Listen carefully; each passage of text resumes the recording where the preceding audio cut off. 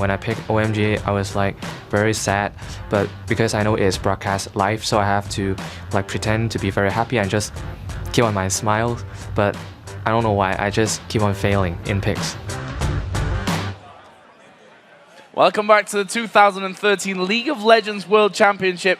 It's time for game number 2 between OMG and Royal Club, and with one more victory here, we could see a Royal flush for Royal Club. But it's going to be hard. I mean, the fact is here, we heard there from Tabe, actually, which is a point we didn't mention, that he was the one that picked OMG out of all those, or out of the 4 teams that he could have picked from. Yeah. And we've also seen from the other side, the fact that Royal Club had this seed, they've had quite a few people doubting that they've deserved that because of how well OMG have done against them in the past. And there's really only one way to find out who really deserves the #1 seed, and it's by playing out the rest of these games. That first game was incredibly close. I know White's mid-game switch to Vladimir, or whether he had that plan all along, to go with the team fight Vladimir build instead of the common split push Vladimir build, was game-changing in team fights, specifically when they wanted to dive in to help Uzi live up to the hype. Basically, his Caitlyn in that game, positioning-wise, damage-wise, build-wise, the sidesteps he did on the Corki missiles were completely, I don't use the word much, but they were just they're incredible. He was godlike on Caitlyn that game, and OMG needs to do a lot to shut him down. Really impressive stuff there from game number 1. OMG obviously now moving over to the blue side, and we'll see if that changes their fortune a little bit from this one. It was a very close game for a lot of it, a game even which OMG were leading, to be honest. So they're not that far away from where they need to be. It's just some fine adjustments. That game could have went either way so quickly if, you know, if the Baron choice wasn't right, if they weren't able to get that nice team fight by the inhibitor and finish off the game. They could have been criticized for that because they get pushed right back with super minions, get taken down. Anything really could have happened in that game. 50-50 was really what that Baron was if they didn't decide to peel off and go for the team fight. Because they had to go for the Baron. They had to force a 50-50 because Jax was pushing that bottom lane. And we shouldn't be going back to first game so much, but it was that recent and that important that really OMG's got to feel a little down after losing in that fashion. Let's have a look at game 2 here then. We see that Corki actually been banned out here by OMG, and Uzi has proved that he's incredibly good. Not sure how strong he is on Corki though. We've not really seen too much of him on that at any point really. On the other side, Aatrox banned out, that Renekton taken away from Royal Club. They didn't want Go in to pick that up first. And I'm thinking that there was a lot left up. I was thinking maybe they'll first pick Ahri, but instead they just decided to go with the Shen. That's like your generic first pick. Yeah, generic first pick. Left open, he's going to be taken away, as is Zed.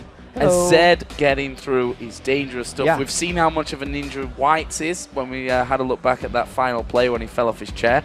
Didn't fall, he was just being a ninja. On the other side, Kale coming out from this one, very, very possibly.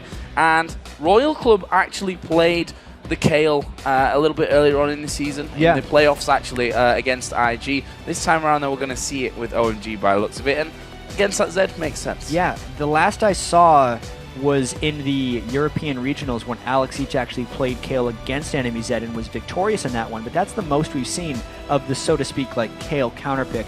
Lulu was a decent thing to pick against Zed as well because you can polymorph him after he goes in with his death mark to try and stop his damage. I'm actually just a little bit surprised about all the things that have been left up in this game because there were so many effective target bans or regional specific bans. Annie ban, Corki has generally just been dealt with by a lot of these teams, not banned away. Renekton has not been a priority, but because of all that, we get the double ninjas in a game, and now it's on OMG to react to the Zed. Sona Vayne locked in here as well, and if Uzi, gets to the stage that it did in that last one, that Vayne's going to be even more terrifying than what the Caitlyn was. Yeah, Vayne trying to dodge out from the Shen taunts and the Ahri charms. How often do we get to see Ahri 5th picked? Not very often. At the end of a team, yeah. I'm going to go with, I don't think it's happened in the World Championships. I don't think so. Let's just say it hasn't. Yeah. It hasn't happened. 0% I don't think it's happened. I think we're good on, so I was safe on that one. Ahri has been so highly contested in these ones. If she's not banned out, she's definitely in those first round of picks. On the other side, we saw the Varus coming in for San and the Ahri that we're already talking about. Looks like we could see a Vladimir or a Rumble or something else, but it will be a Rumble. They're just overloading damage right now on Royal, and they have very low amounts of crowd control, so they're all about You know, RYL has done this before. They overload their team with damage and then dive anyway because you can only run away for so long, even if you're not crowd controlled. They just chase you down like a mob. At least they'd have the move speed from Sona. Whereas OMG has a very conventional looking team composition.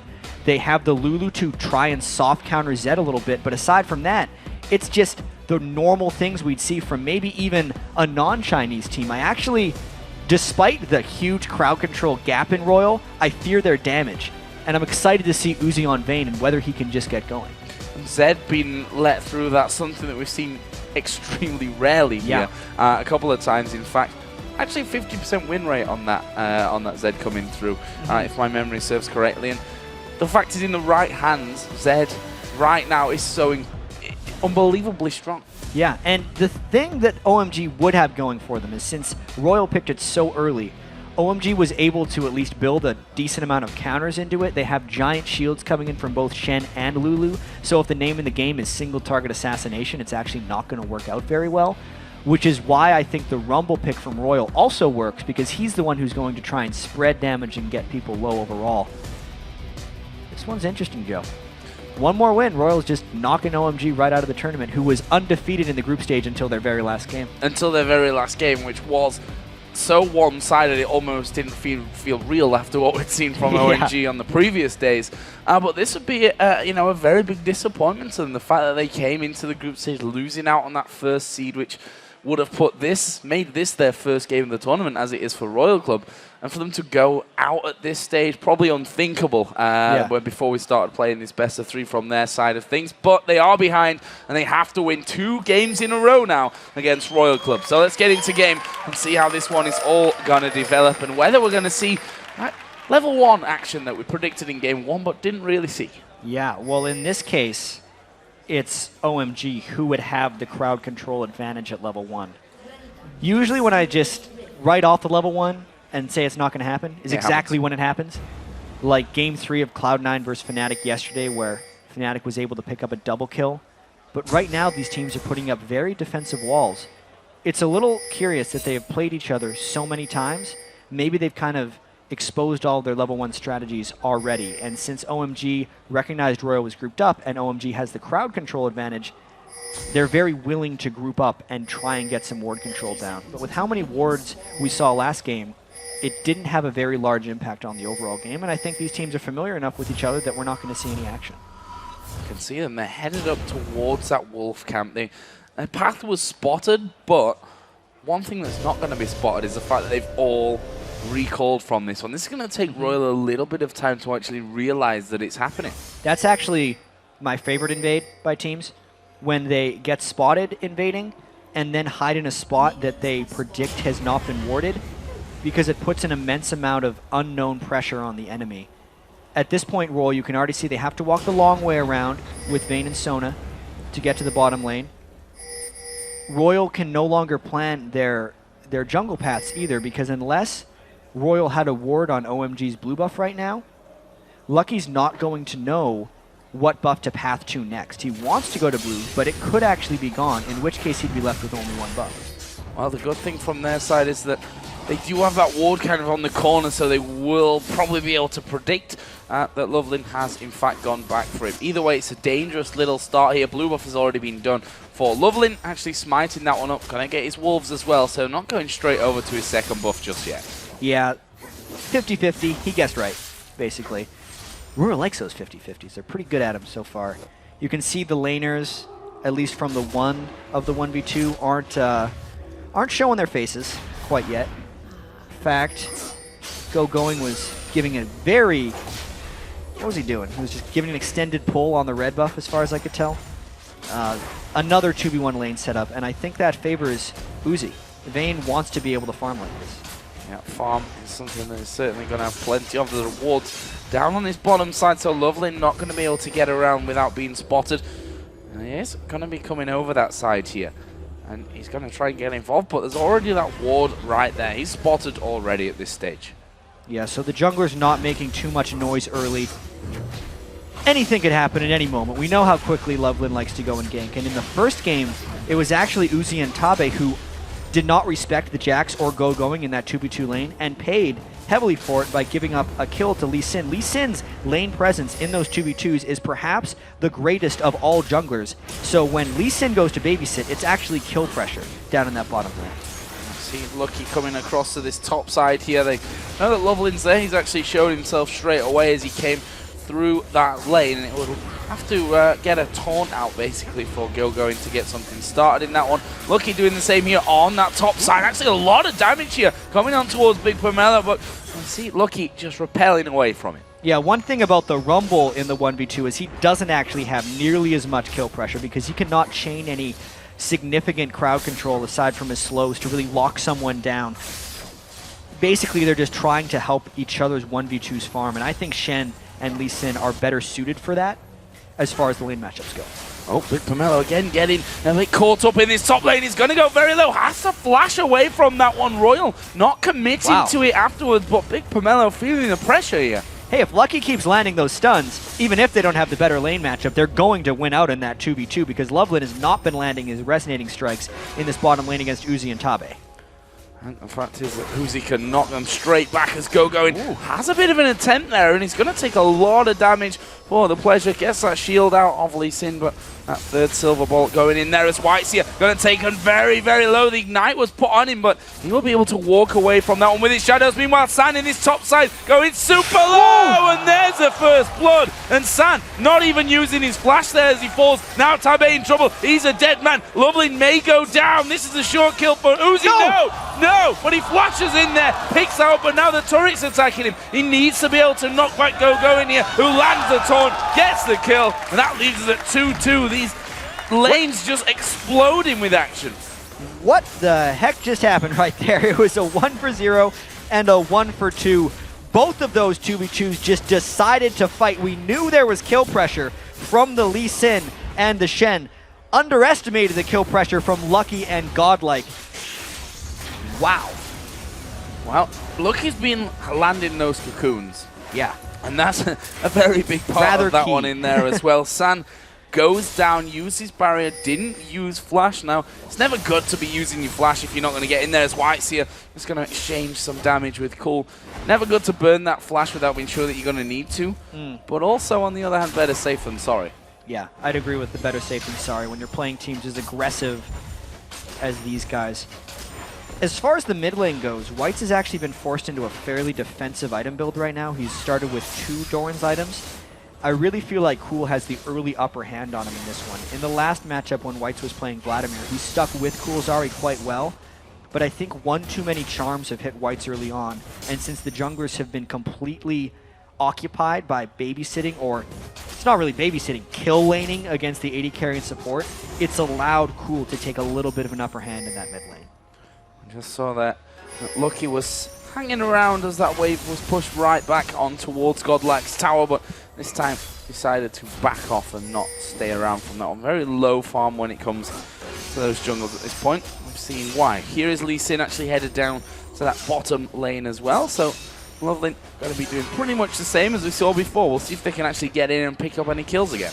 And Ari, since she was 6 first and pushed up, can now threaten this bottom lane. RYL is in big trouble. Yeah, Tabe in a lot of trouble from this one. They're going to focus down Uzi. He cleanses instantly out of the charm. Now though, Tabe, is he going to be able to escape? The taunt not quite landing. Lovely going low. Cool managing to pick up the kill there with a last tick of damage. These guys are rather skilled right there. Uzi actually hit Cool mid-Shadow Dash to negate one of his spells, but then he got both procs of his REQ to actually finish off Tabe. Very nearly a desperate save. Oh, here comes the Stan United San. Is he going to be able to get down and get that kill? Lucky repel. Godlike now getting caught out. Going taking a lot of damage. There's the arrow going through. Not really doing too much damage to Godlike. And again, a very close scenario in this top lane. And Godlike really wants to hit level 6 here, because if he could, it would prevent this dive. But since he is not, he has to be extremely scared. Once he gets that creep, he can save himself. But OMG is looking to make something happen here. He's 6. So close. There is the level 6 turret.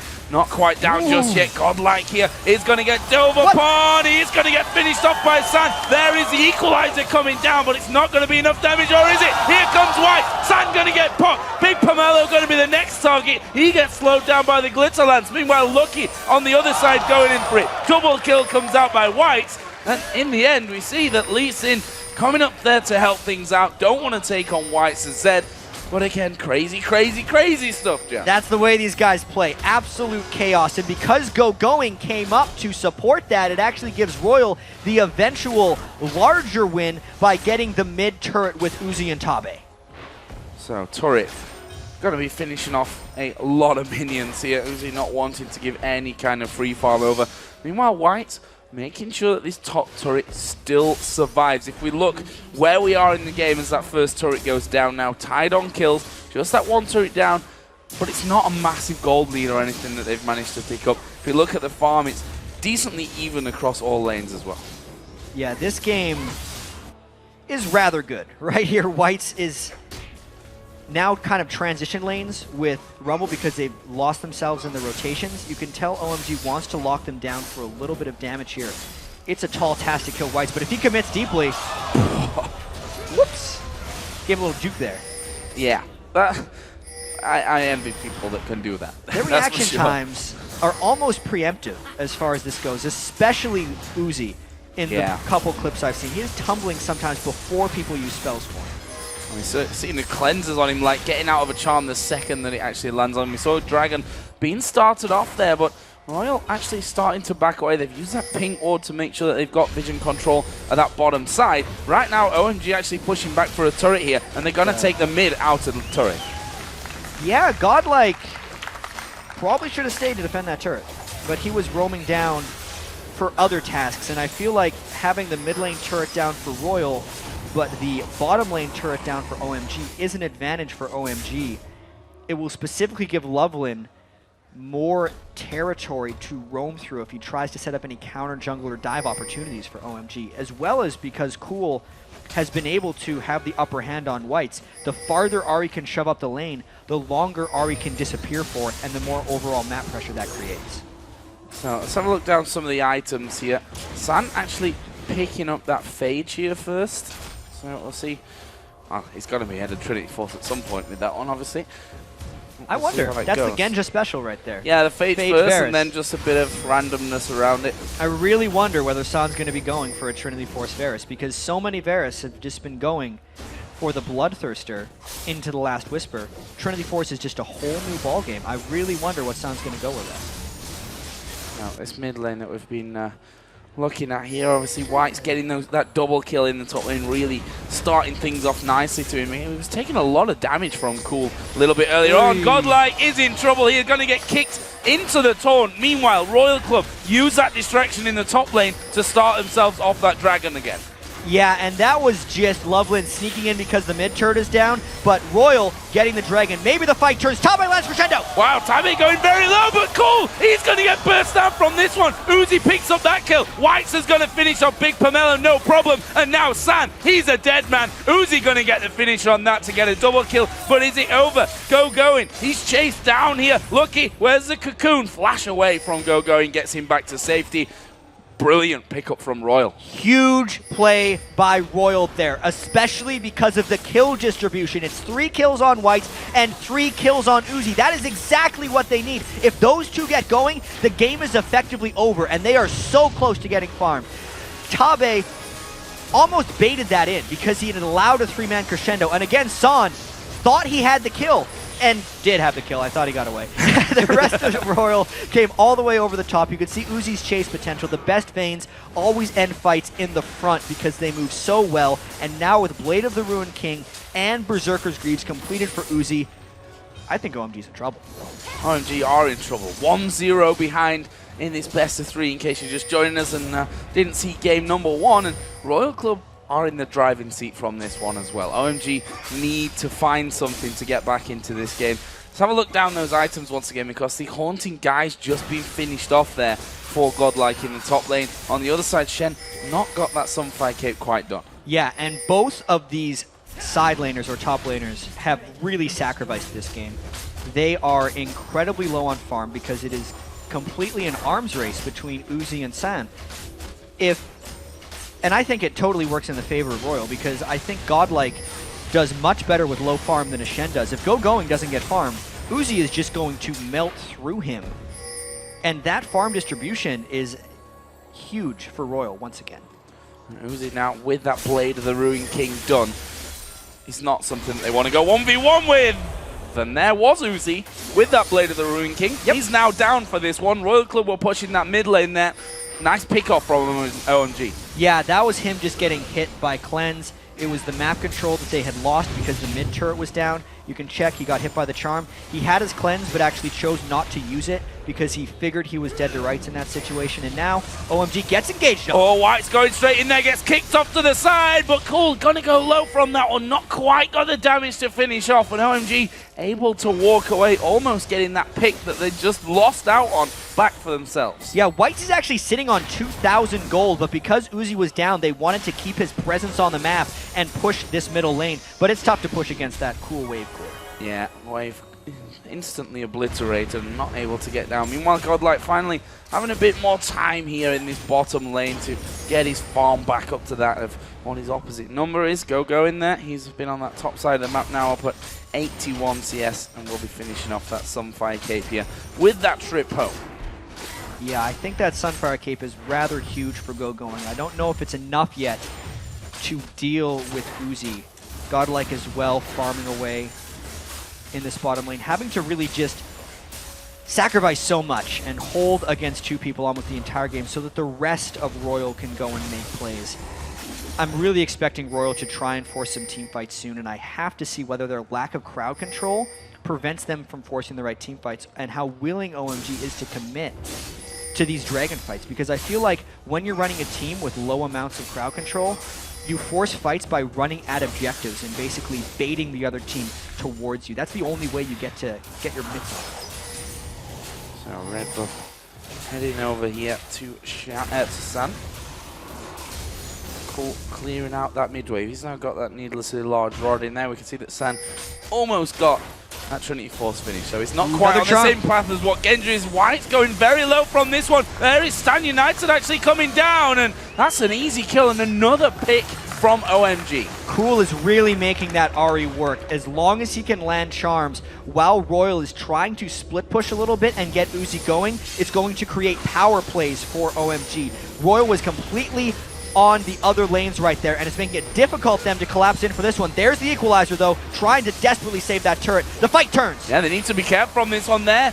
Is the ultimate coming out from San, not quite able to lock them all up with that one. Are Royal going to be able to close in and pick up some kills from it? Nope, OMG walk away pretty simply. Yeah, very contented just taking the turret despite getting the Varus ultimate onto Lucky in a potential 2v5. OMG really showing their focus on objectives so far with that play. So can they take the turret here? See, Royal wants to get a fight here. They recognize the Cool Zarya ultimate is going to be up again soon, and this is finally Royal being grouped up. If they could get OMG to engage on them somehow, they could then use their double Blade of the Ruin Kings and actually go for a big team fight. But you can see OMG is just not having it. Not having any of that one. Cleanse is available for Uzi as well. Didn't use it in that last fight, and that could be crucial when the taunts and the charms start coming their way. There's a cocoon thrown out from Lucky, who's been pretty damn accurate with them so far. Not quite landing it this time around. Going and just tank up a little bit of damage there as they try to get rid of this wave, and Royal not able to get in there again. At the very least, we're going to see Royal force down for a dragon here and maybe go in for a 50-50. Lucky loves going for those 50-50s. As far as Dragon is concerned. And once again, OMG might be trying to do a split push, and since Royal has already lost 2 inner turrets, they almost can't commit for that. Uzi pops his ult to chase, and I don't know if they can get anything. Yeah, going after Cool there, who used the ultimate of his own. That Dragon is available now, but neither team really choosing to go down there. Royal finally, with the ulti away from Cool, know that they could maybe head off for this one. Lovelin actually coming over the wall there. That's a very dangerous move from him.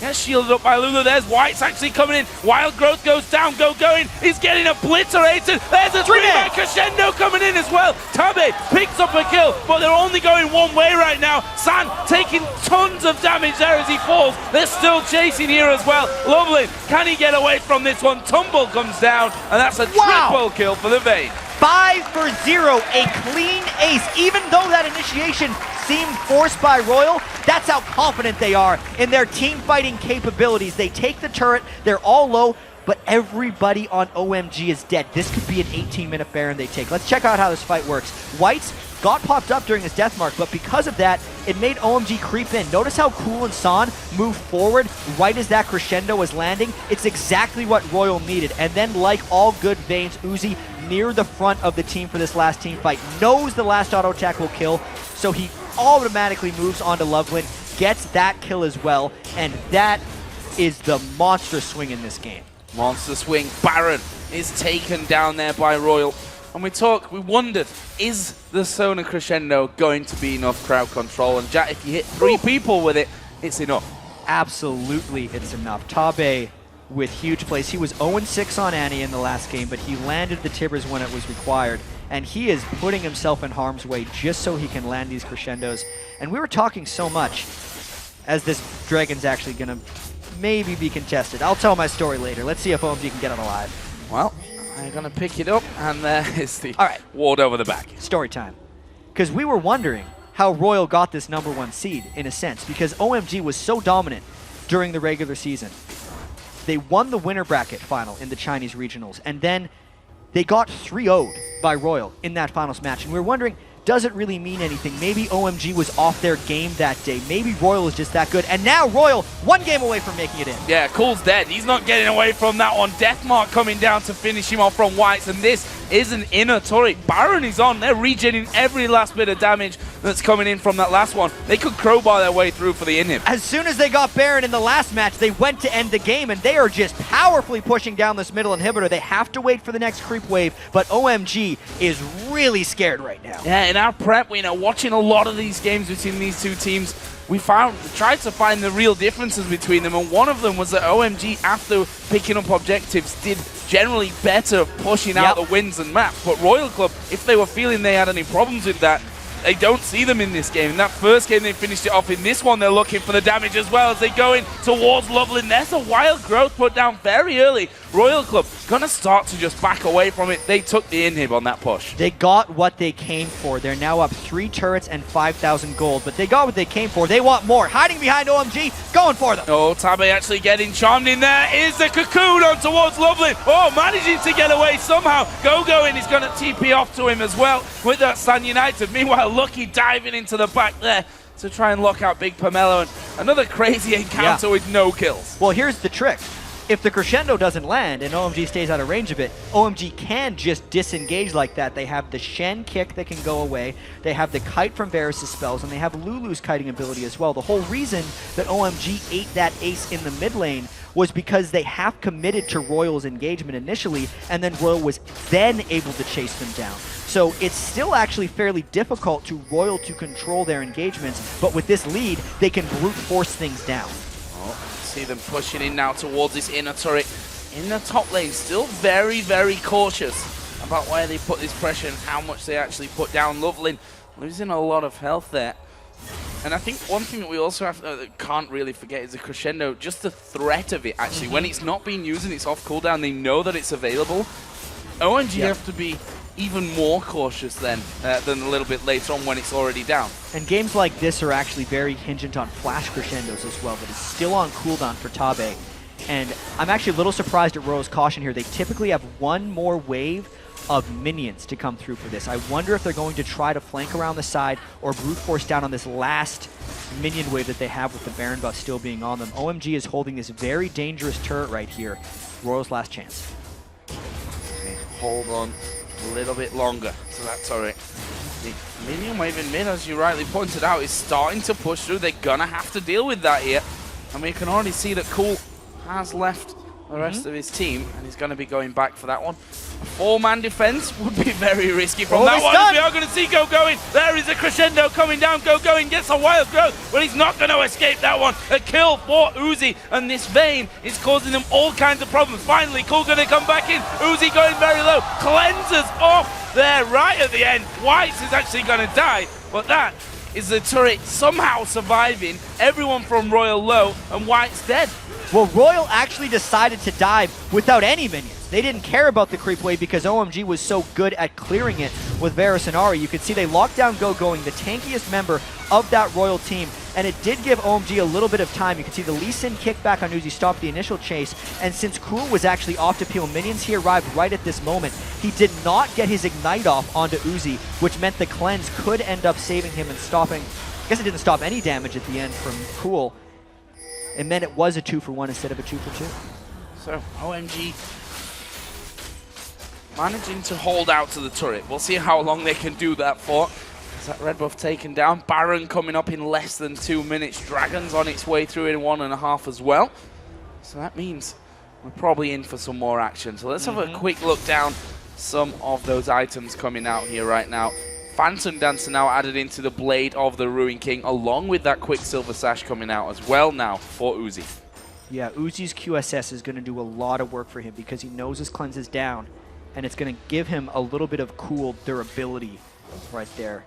It means Cool most likely won't be able to 100-0 Uzi, and knowing if he can position properly, it would then allow him to clean up fights his main. But OMG going for the fights. They have the man advantage. Oh, lovely. And actually going very deep. Cool going to go over towards Sammy. There's a Stan United being used very early. Uzi is coming in from the backside. Surprise! Here comes the Vayne. Kill for Whites. San's not going to escape this one. They focus down Uzi, but look at him. He's still alive. He's still surviving. He stays alive. Ace for Royal Club. What an amazing fight coming out of Uzi. My God, right there. Royal just ace OMG. They beat them 4 times in a row. They're going for 5. They have minions in the mid lane. Super minions, in fact. They're going for the win. They're going for the win, and honestly, 15 seconds for most of the players to come back up into this game. This is going to be a win for Royal Club. They are going to take down their Chinese rivals 2-0. Amazing performance, the Zed, the Vayne. Too much for them to handle this time around, and you can see exactly what it means to Royal Club. So much emotion for them coming in. They had to watch OMG go 7-1 in the group stage, and then they had to draw them to play in the quarterfinals. They are longtime rivals from the Chinese LPL. They beat them 3 times in a row to gain that #1 seed, and then with that bye into the quarterfinals, they beat them twice more in a row to move on. Well deserved by Royal. And we talked about the whole strategy there. You saw Uzi, that pink keyboard, honestly a big key to his victory here.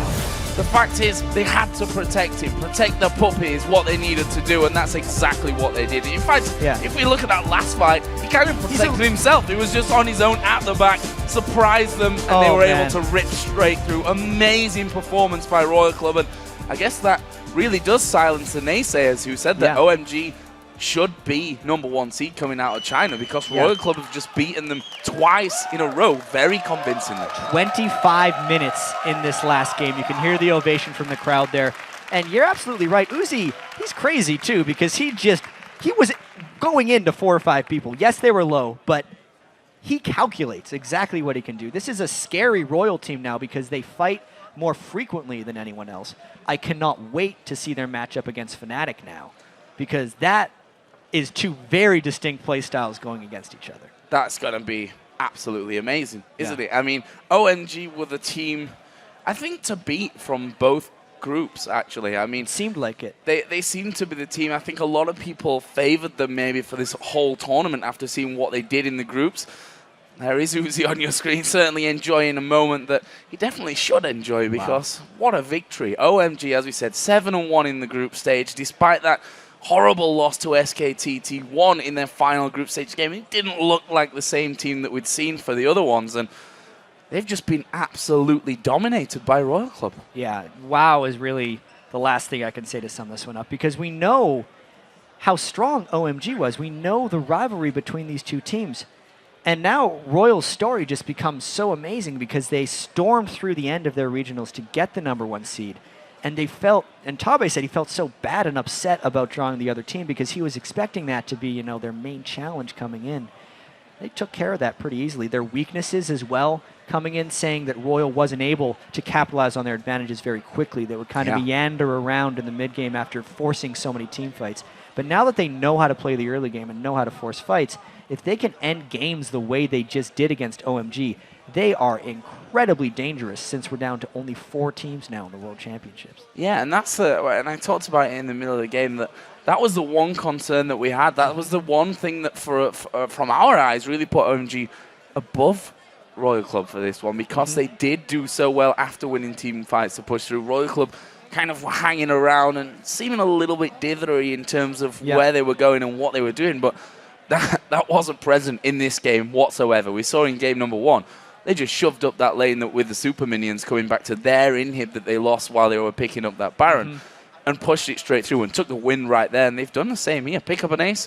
Of course, it makes it easier when you pick up an ace to do that and just walk straight through into the base. But no messing around, straight to the point, get the game won. 2-0 against OMG. Amazing. And 20 kills to 9 in the last one. It only took them 25 minutes and 20 seconds. That is so dominating. I'm very glad now that they made it through, just because a team that plays this aggressively, I just need to see more of. We know now Uzi is a god on 80 carries as far as it goes. What are teams going to do to slow him down? And you can't take away from the rest of the team because Whites was always right in there with him. The whole team played great. Amazing victory there. And, well, we know our second semi-final matchup now, as China's Royal Club are going to take on Europe's Fnatic. Yeah, and also, if you want to see that semi-final live at the Galen Center, go to lol.esports.com/tickets to pick some up. You definitely want to do that. It's going to be an amazing matchup. Let's get over then to Shox, who's hanging out on the stage here with Royal Club support Tabe. Thank you very much, Joe. Tabe, congratulations. What an amazing series. And I have to say, even though you guys beat OMG over in the qualifier, a lot of people favored them to win. Did you guys feel the same way? First of all, hello guys. I love LA. To the question you just asked, I think OMG and Royal Club both are really strong teams. But after so many days, because we came earlier on 15th of September, we played a lot of scrims. We don't want to be tourists, you know. We don't want to come LA play and just the first round to play the games and just go by. Goodbye. So we tried really, really hard and we practiced a lot.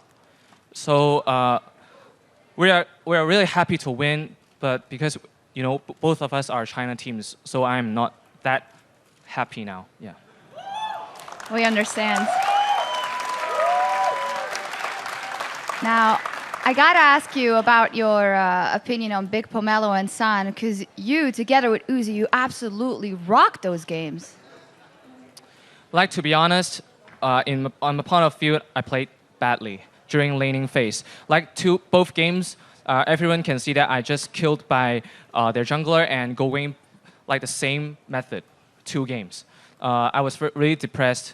Yeah, but comparing to the performance between our bot lane and OMG's bot lane, I think both did really great. But because Uzi always tries to play super carry like Vayne or Twitch, he just carries the game. Yeah, and like during mid game, the first game, my Annie, I had a 3-man stun initiate, and the second game I also did the same 3-man stun initiate by Sona. So I think this is why we changed the whole game. We just win. Yeah. You just win, absolutely. Now, to get into the final, you're going to have to just win against Europe champions Fnatic. What are your opinions on that matchup? I love every team in this S3 tournament because I always thought Koreans are the best and the second place is China. But to be honest, I think every team in the world is super strong. They just have different style. For example, C9's jungler is one of the best jungler I've ever seen. He just he just carries the team playing as a jungler. But for example, our jungler plays different style. He just ganks a lot and buy a lot of wards. So I think these very small differences can just tell me that every team has its own style to win the game. But I didn't respond to the question about Fnatic. I think, I think Fnatic's mid player XPK is very, very good. I think he is really, really good. But I am very confident that White can beat him in mid lane.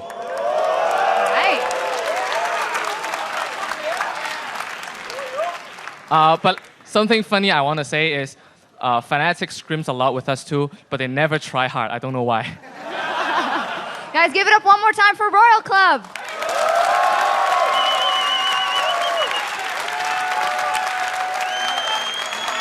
Thank you very much. Congratulations once again. All right, now let's send it over to Riv and the guys at the desk for their thoughts on Royal Club's impressive sweep of OMG. Thank you very much, Shocks. And honestly, it really was just fantastic play put out by them. He said, we didn't want to come here and be tourists whatsoever. And they absolutely showed that even without time on the stage, in the group stages, they were still able to come out very strong. Well, I think it was really smart of them to come out early and take advantage of all the teams in the group stages, setting up those scrims. They were a safe scrim partner for everybody in groups, right? Because no one had to face them. So it's a good strategy if you want to win some games later on. Come in, get yourself all warmed up. They definitely put in the work, and it showed. I do agree with what he said about Fnatic. It's a team you can never count on the way they play scrims as when you meet them in the LCS. We've done that. We've made that mistake once. I'm not saying they're not playing serious. They just have like a way different vibe to them. They try out what they need to try out, and they get Was that the first time you found out about the Fnatic brush? Oh no, we know about the Fnatic brush for a long time already. But yeah, Fnatic always surprise on lands and on important matches. They really switch the switch around pretty much. Yep. And they go ham. And it's really nice to see how they always keep performing on lands, while in the LCS they look sometimes a little shaky. And let's get right into the picks and bans on this one, because I almost feel like, and obviously this wasn't between the two teams, but they said to each other, let's go ahead, give you your comfort picks, and we'll go at it. Just at each other's throats. Ahri on one side, Zed on the other. Ahri coming in as 9th pick on blue side, so that's their final. Something we haven't seen all tournament that Joe and Jat were talking about. Doublelift, start us off. What do you think about those picks and bans? I think both team comps were actually really smart. So you saw on one side they had Shen and Lulu to kind of counter Zed, and on the other team they had a very disruptive assassin comp with Zed, Vayne, Rumble, and that just allows Vayne. There's so many threats on the team. You can't just focus Vayne or else you're just going to die. Both team comps were really well thought out, and Royal executed better. On that point, I have to say the Lulu and Shen that they had to counter Zed in a crucial team fight in the mid, they actually used all of that crowd control with no damage coming out. Yeah. And so the execution, you're right, completely in Royal's favor there. Yeah, we'll look at that replay in a little bit. But before we start talking about that, I'd really like to talk about the first Dragon fight, which occurred after, or was it? It was the Dragon fight that occurred after Rumble got killed up in top lane. Right. Because this was a big change in OMG style for me, because throughout this tournament, they've been in the driver's seat. They've been the aggressors, forcing their strategy on other people for the most part. But that Rumble kill, yes, is Rumble critical to taking these dragons? Absolutely. But they Shen poured it in. Loveland was still on Lee Sin up in the top lane trying to run to this dragon fight. And the single target damage coming down when they engaged a dragon was so high from the team composition run by Royal that they just lost the dragon. They lost the fight. If OMG had just played the top lane turret, tried to put pressure up there after Rumble had died, they could have come up with at least an even trade right there instead of unnecessary fighting. And I think their strategy right there was, we think, because Chinese team fights last so long for the most part, they last 25 to 35 seconds, they thought that Lee Sin had enough time to kind of get in there. And you saw the biggest misplay right there was San using his Varus ulti on only Sona, and then hesitating, what do I do? He should have just used it to disengage, wait for Lee Sin to get there, so it's a 45 situation. And he did some wrong pathing as well, leaving one more shot on the Sona.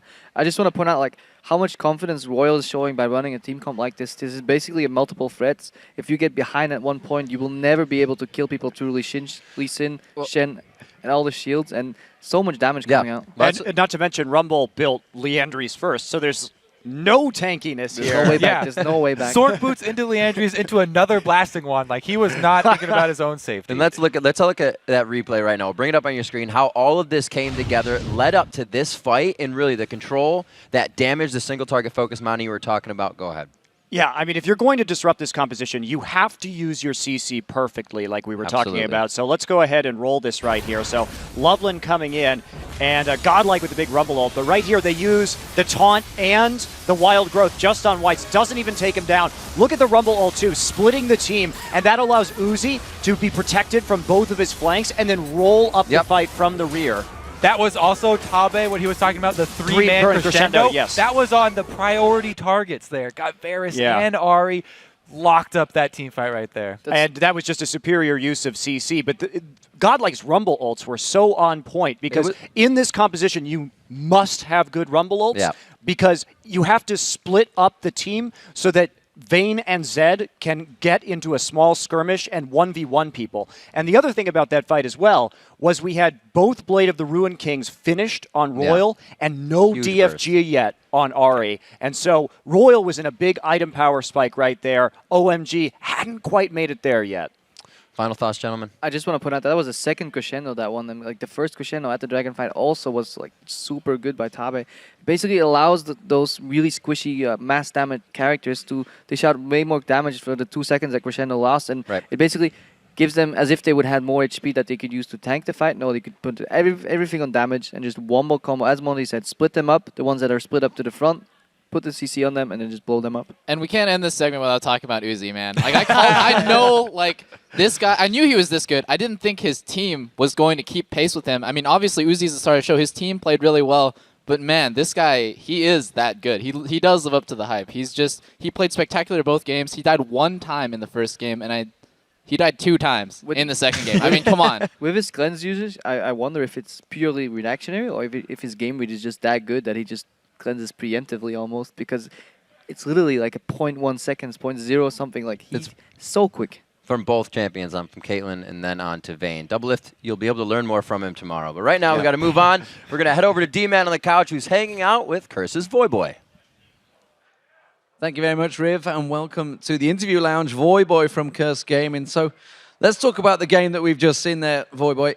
What a fantastic matchup to start with. Very aggressive stuff. What were you expecting? Obviously, you were coming up to this, knowing that you were going to watch this match. Were you expecting it to be that crazy? I definitely was not expecting it to be like so dramatic. We knew going into this, RYL Club and OMG, 2 of the top Chinese teams. The LPL just famed for their aggression. I expected the games to be just all-out brawls, and that's really kind of what we saw. This is obviously not the first time we've seen these teams go head-to-head. At the LPL finals that actually earned these teams their spot to Worlds, RYL Club beat out OMG before in a best-of-5 series. And I was actually kind of expecting to see something similar. They actually just blew me away. Uzi's plays were phenomenal. I was really impressed. So obviously we see the Fnatic RYL going through to the semi-finals. SKT1 already there as well. What are you thinking from these guys? They're up against Najin Sword, of course, in the finals. Is there anything that surprised you coming out of the groups, coming out of the quarterfinals? Obviously, we now have seen every single team play. Is there any of these teams that have really surprised you coming into this tournament? I wouldn't say any like really big surprises. Obviously, everyone here is a top contender. Everyone was looking strong. I was actually pretty pleasantly surprised with Fnatic's success. I've always been a fan of their dynamic playstyle. Like you can never really count on what Fnatic's going to play. Like throughout the series, over the course of their history. Like so, as an XPK, they have such deep champion pools. They'll just whip out like anything. And here we see like double TP strats. They basically just play whatever they want. Just try to build as much synergy as they can. And I think it's going to be really interesting to see like the contrast in playstyles between RYL Club's Chinese aggression and the Fnatic like double TP, go for the mid to late game. I think it's going to be really awesome to see. And obviously, you play top lane yourself. Has there any been particularly in that top lane that's impressed you from any of these teams so far? Yeah, definitely. I mean, I think for the most part, Soaz has been really awesome to watch. He was instrumental in a lot of Fnatic's wins in the group stages, and they just came out strong with like some crazy Lissandra plays versus Cloud9. I would honestly say, like, I think, yeah, that's probably it. And of course, you're playing for Curse Gaming. You've got a bit of a situation going on in Curse Gaming. What's happening exactly with Curse for Season 4? You guys obviously in the LCS. So yeah, I mean, obviously we didn't have the best season. We didn't make it here. We kind of disappointed our fans and ourselves, I guess, and we're now going to be fighting for relegation. But I think that it's definitely something that we all have our hearts and minds set on. Right now, we're sort of just evaluating our roster and maybe looking to make some changes going into the next season just to be as well prepared for relegation and the upcoming games as possible. So to be determined on that. So be determined. Well, keep your eyes peeled. Thank you very much, Voyboy. Now, of course, we're going to go back over to the guys at the analyst desk to look at the World Championship bracket.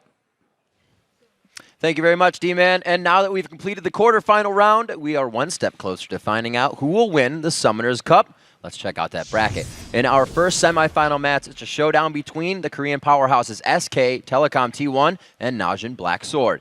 And in the second series, it's China's Royal Club versus Europe's Fnatic.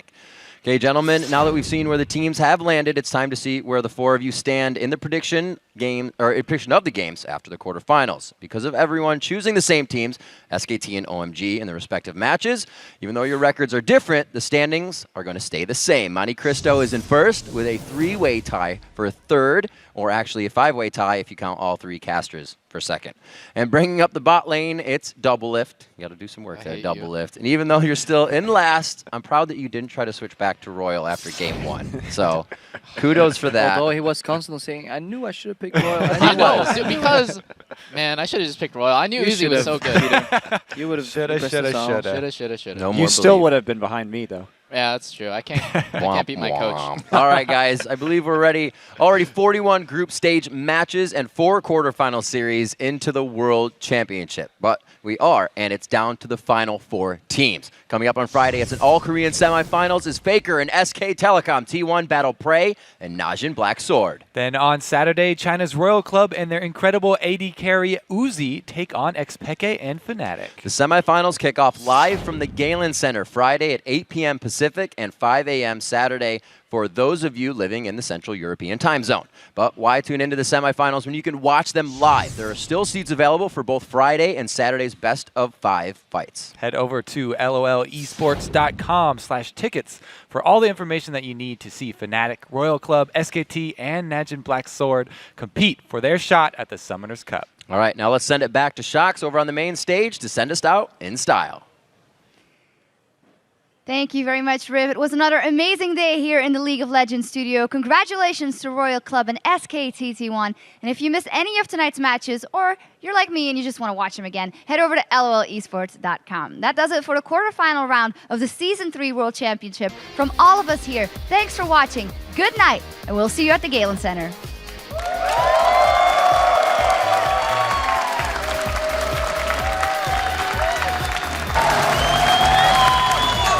Telecom. Bengi's the first victim of the fight, but it's soon going to be much more of the Gamma Bears down. That's a double kill for Impact as he continues to chase down. They land the charm. Faithful is down. SK Telecom all of a sudden decide to win a team fight, decide to close the game out.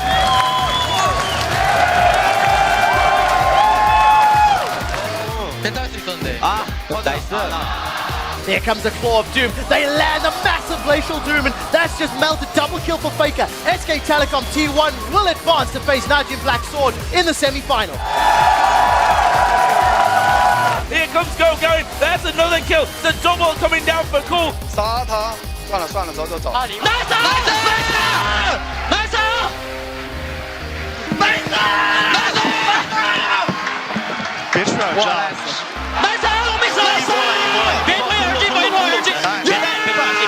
Nice!